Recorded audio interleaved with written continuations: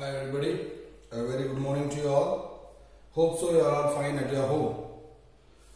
Today we are going to revise the chapter 1. Today we are going to revise the chapter 1 and in the next session we are going to revise the chapter 2 for the unit test. For the unit test which we are going to have on the 9th. On 9th of September we are going to have the unit test 1 in math for maths. Already I hope so you all have got the timetable and the portions also.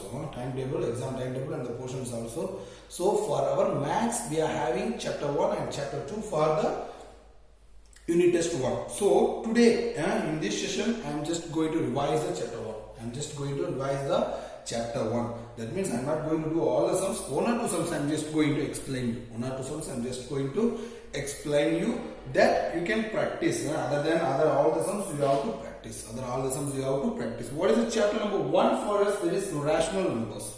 Chapter 1, that is rational numbers.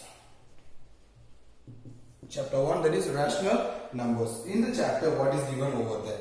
Okay, what the given over there? In the chapter already I told what is a rational number, that is in the form of p by q. That is in the form of p by q, where p and q are integers which is not equal to 0. P and q are integers which is not equal to 0. That is the definition already I have given you. And in this we have seen the properties, closure property we have seen, associative property we have seen, then commutative property we have seen, what is the additive inverse, multiplicative inverse, what is the reciprocal value, and for the subtraction and division we are not having the sum values like that, but we have seen many properties over there. With the properties there is a exercise 1.1. With the properties there is a exercise 1.1. In that the first question they have given over there, very very important question, using appropriate properties find minus 2 by 3 multiply by 3 by 5 plus 5 by 2 then minus 3 by 5 then multiply by 1 by 6. Like this they have given the one sum. This is the first sum of your exercise 1.1. Okay, they have given the sum over here. Here we have to take first what is the common terms. We have to take separate, then only we can make the proper properties. Okay, so here in this plus, still plus, there is a one term. Here you see any other number is there, and here this is the separate term, and here minus after, this is also separate term. Here also separate term. So in this we are going to see which is common. Here also see 3 by 5. Here also you can see 3 by 5. So I have taken 3 by 5 as a common first. Okay. Then in the bracket I am taking the balance next value minus 2 by 3 minus simple 1 by 6. Okay. Then plus 5 by 2. This is the proper property I have taken out. Proper properties. Okay. Now I have to take 3 upon 5. Here I have to take the LCM. What will be the LCM? You know that is compulsory 6. For the purpose of getting the x, that is we have to multiply by 2 by 2. So minus 4 minus 1 divided by 6. Close the bracket, plus 5 by 2. Close the bracket, plus 5 by 2. The next step we are taking 3 by 5. Bracket value when we take minus 5 upon 6 plus 5 by 2. Okay, what is the value given over there? Here we can simplify 1 minus 5 cancel. Then 1 3s are 3, 2 3s are 6. 2 3s are 6. So the next one, what the value will be there? Minus 1 by 2 plus 5 by 2. Plus 5 by 2 the values is there. Since here the denominators are same, you can take 2. 5 minus 1, that is 4. When we simplify this one also, we will get the value as a 2. Like that, using the appropriate property. We have selected as a property and we have done the value. I hope so you all have understood, right? Like this, there is one more sum also given over there. You can do it easy one. Next, they have given there. Find the multiplicative inverse. What is the meaning of multiplicative inverse? Multiplicative inverse means just we have to take the reciprocal. That is the multiplicative inverse. That is the multiplicative inverse. If they have given the value of 1 by 5. What is the multiplicative inverse? Multiplicative inverse is equal to 5 by 1.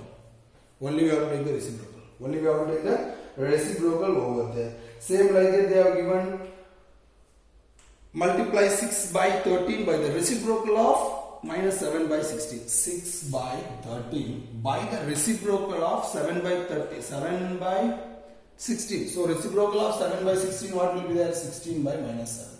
16 by minus 7 will be there, right? When we are multiplying, we will get easy values. We can directly multiply and we can write the values over here, right? Like that you can solve. The next one also they have given there. Is 8 by 9 is multiplicative inverse of minus 1 of 1 by 8, y or y naught. They have given over there. Like that, one more they have given is 0.3 is the multiplicative inverse of 3 1 by 3, y or y naught. Y or y naught they have given. So we will take 0.3. What is the term in the fraction? 3 by 10. 3 by 10. Okay, we got the value. Next they have given 0.3 is the multiplicative inverse of 3 1 by 3. Multiplicative inverse of this one is 10 divided by 3. When you can find the value 3 1 by 3. Yes, we can say yes because we have taken the value and we got the value like this. Right? Like that they have given the filling the blanks also. 0 has dash reciprocal, no reciprocal we can write. The numbers dash and dash are their own reciprocals we can write. Like that they have given some filling the blanks also over there. Some filling the blanks also they have given over there. The reciprocal of minus 5 is minus 1 by 5. Reciprocal of 1 by x where x is equal not equal to 0 is equal to x only compulsory. Reciprocal of x is x only. So the product of two rational numbers is being always a rational number. The reciprocal of positive rational number is always positive. Okay, positive rational number is always positive. Like this you can do it. Like this you can do it. Next exercise based on number line. Next exercise based on number line. Next exercise based on number line. In that exercise they have given some numbers 7. First write the number line and the 7 by 4. Already I told you how to draw the number line. When we are taking the number line over here, the denominator what they have given, according to that we have to divide. According to that we have to divide. So I told that if you take 0, 1, 2, 3, 4, 5, oh sorry it is 7, right? So we need to draw some more big line. So you draw like this big line.